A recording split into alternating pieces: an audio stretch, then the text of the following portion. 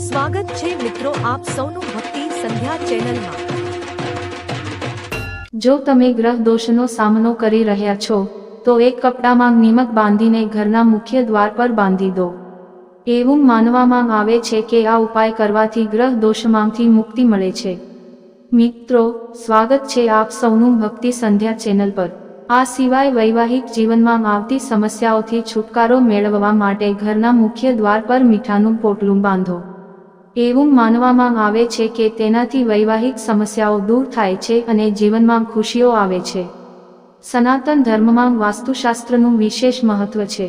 વાસ્તુશાસ્ત્રમાં આવા અનેક ઉપાયો જણાવવામાં આવ્યા છે જેને અપનાવવાથી વ્યક્તિ જીવનમાં અનેક સમસ્યાઓથી મુક્તિ મેળવી શકે છે। તેવી જ રીતે મીઠાને લગતા ઉપાયો પણ જણાવવામાં આવ્યા છે। આવો જાણીએ વાસ્તુશાસ્ત્ર અનુસાર ઘરના મુખ્ય દ્વાર પર મીઠાનું પોટલું બાંધવાના ઉપાય વિશે। ભોજનમાં સ્વાદ વધારવા ઉપરાંત ધન અને સમૃદ્ધિ મેળવવા માટે પણ મીઠાનો ઉપયોગ કરવામાં આવે છે।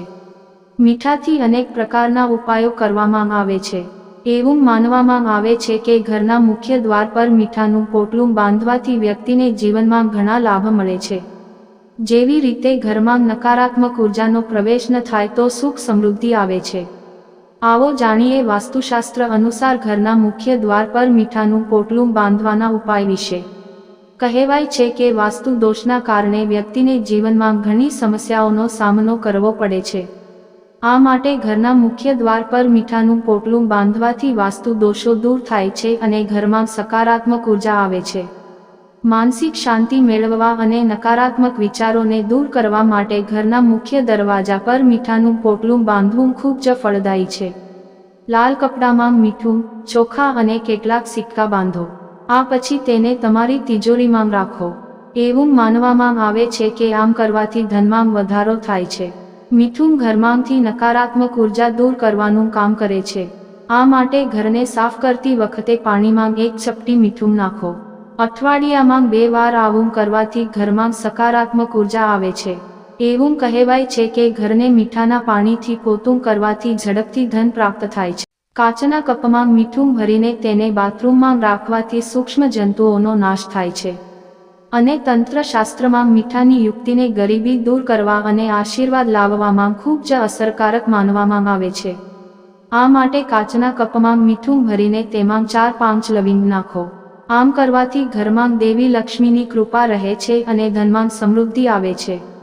બાળકોને અઠવાડિયામાં 1 વાર મીઠાના પાણીથી સ્નાન કરાવવું જોઈએ। એવું માનવામાં આવે છે કે આ યુક્તિ બાળકોને ખરાબ નજરથી બચાવે છે।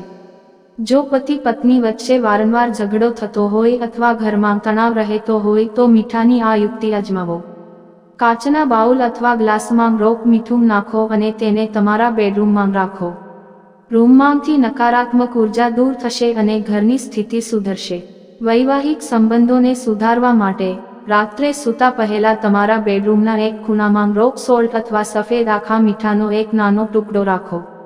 તેનાથી પતિ પત્ની વચ્ચે પ્રેમ વધે છે। તો મિત્રો આ હતા કેટલાક એવા ઉપાય જે કરવાથી આપના ઘરમાં કાયમ માટે સુખ સમૃદ્ધિ ટકી રહે છે અને ક્યારેય આકસ્મિક સંકટ આવતું નથી। મિત્રો આપને આ વિડીયો કેવો લાગ્યો તે કોમેન્ટ કરીને જણાવો અને લક્ષ્મી કૃપા માટે કોમેન્ટ બોક્સમાં જય માંગ લક્ષ્મી અવશ્ય લખો। ધન્યવાદ।